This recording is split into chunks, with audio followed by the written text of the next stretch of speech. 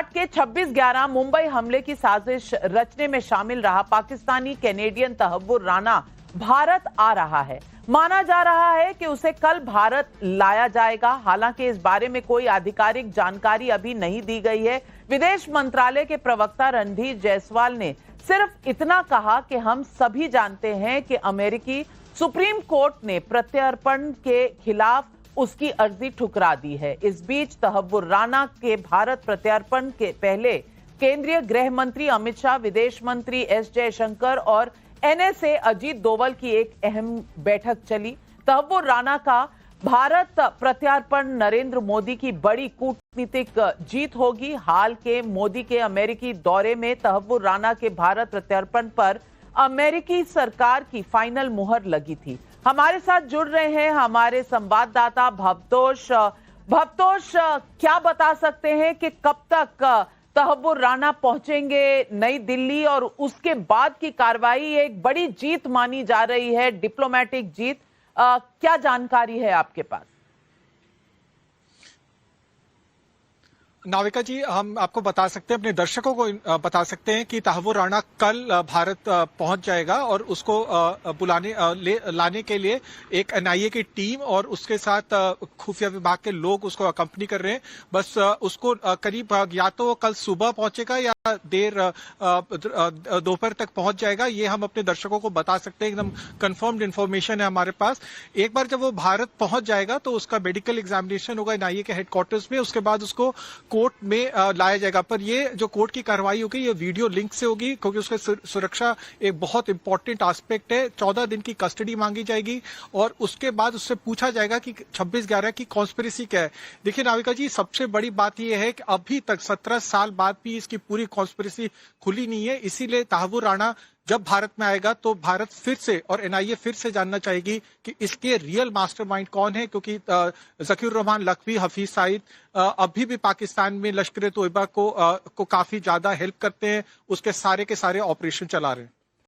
बड़ी बात भवतोष सिंह। भवतोष, एक और सवाल ये है कि पहले जब कस्टडी में थे तहव्वुर राना यूएस अथॉरिटीज के, तो उनके नेट पर ये इंफॉर्मेशन थी।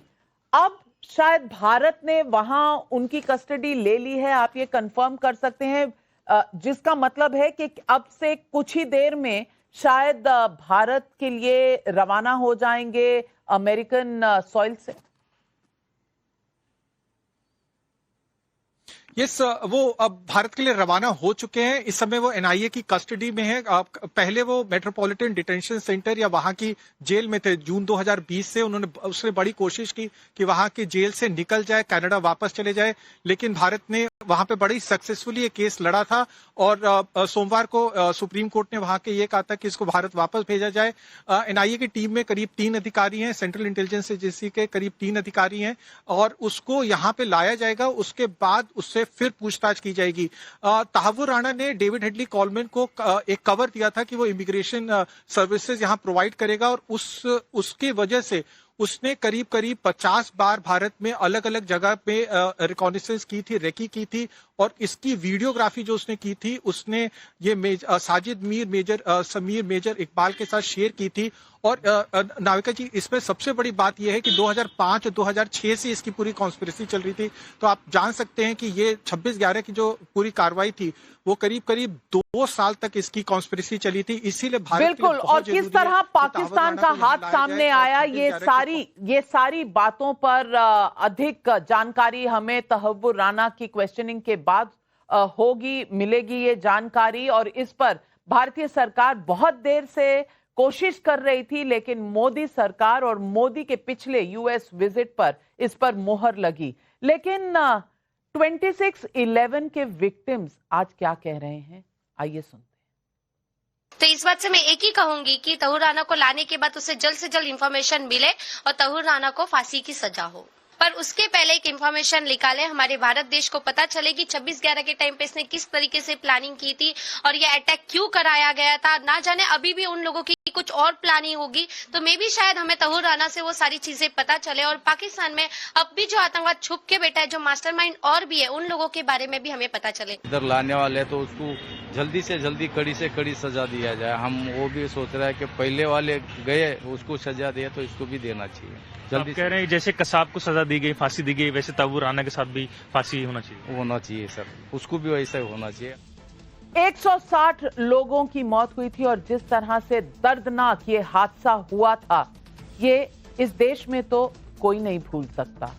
ना हम भूलेंगे, ना हम माफ करेंगे। तहव्वुर राना का वापस आना भारत की बड़ी उपलब्धि, लेकिन पाकिस्तान को कैसे ठहराया जाएगा मुजरिम, ये बात बड़ी होगी। हमारे साथ जुड़ रहे हैं हमारे संवाददाता भवतोष। भवतोष, क्या बता सकते हैं कि कब तक तहव्वुर राना पहुंचेंगे नई दिल्ली और उसके बाद की कार्रवाई? एक बड़ी जीत मानी जा रही है, डिप्लोमेटिक जीत। क्या जानकारी है आपके पास? नाविका जी, हम आपको बता सकते हैं, अपने दर्शकों को बता सकते हैं कि तहव्वुर राना कल भारत पहुंच जाएगा और उसको लाने के लिए एक एनआईए की टीम और उसके साथ खुफिया विभाग के लोग उसको अकंपनी कर रहे हैं।